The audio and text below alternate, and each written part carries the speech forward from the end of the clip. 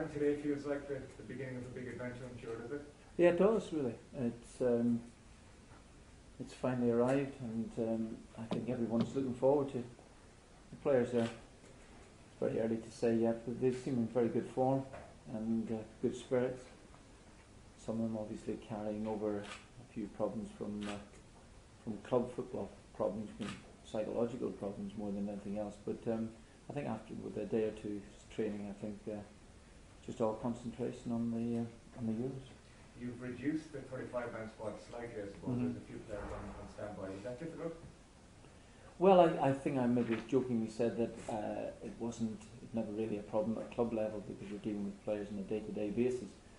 But I feel that the players who have given up a lot of time, energy and enthusiasm to be part of the squad over the last couple of years, it was difficult, very difficult to leave some players out. But eventually the squad will narrow itself down to 23. So yeah, there'll be a few difficult decisions even to make between now and I suppose by the end of the Belarus game.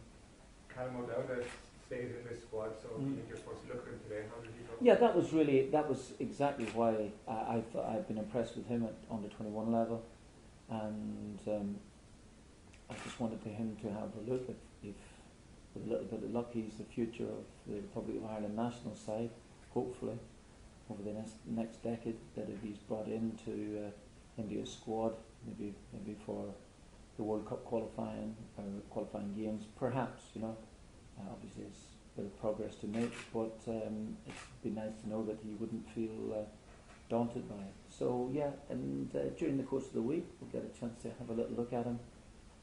So far so good. Some players aren't here because of playoff finals, but maybe he is here.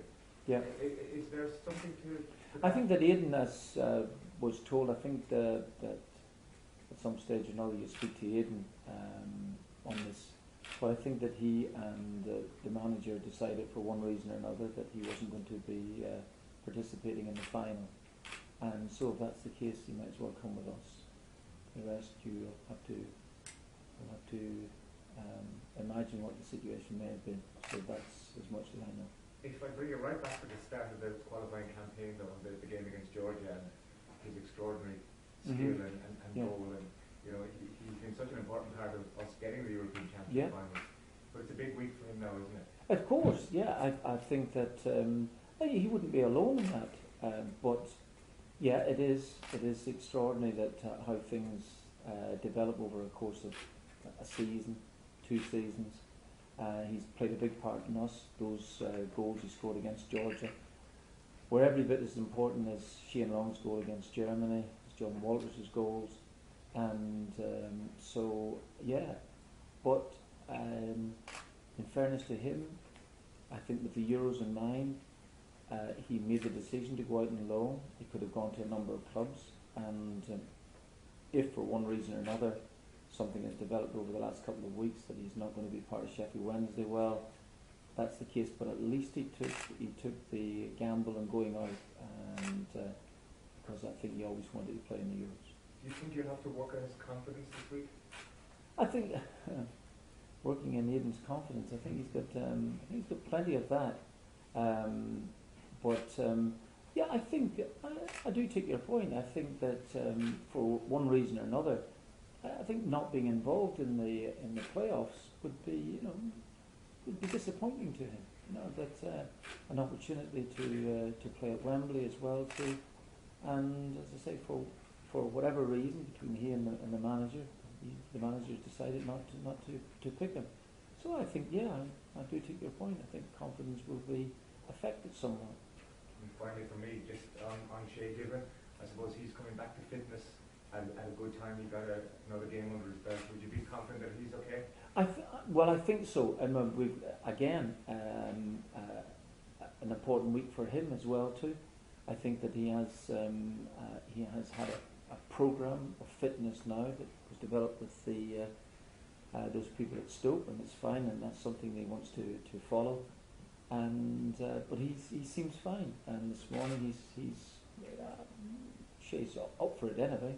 So hopefully maybe the week should go okay for him. Mark, just on Aidan again, you've said yourself in the past that he's the type of player who needs to be playing regularly to be sharp. Mhm. No one suggests that because he hasn't featured much for Sheffield Wednesday recently, that he could be walking a fine line between inclusion and exclusion. So, what do you need to see this week to change your mind in the positive sense? Do you know, I would just try and get Aidan back to you know, that swagger that he has. I don't think he ever loses that.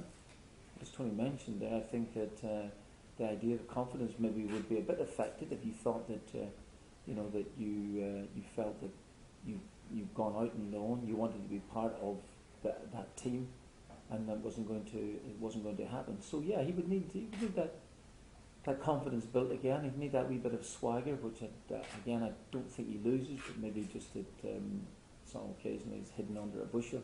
But I think that I think overall it's trying to get him back to what he's best at, and that's taking players on in the final third of the field, using magical feet to go past players. It's a gift that not that many people in the country possess, and he can give us something you know, that we might not actually have in that area of the field. Those things. But again, I absolutely agree with you. It's a big week for him as well. Just on James McCarthy, can you tell us what is going on? James Coleman obviously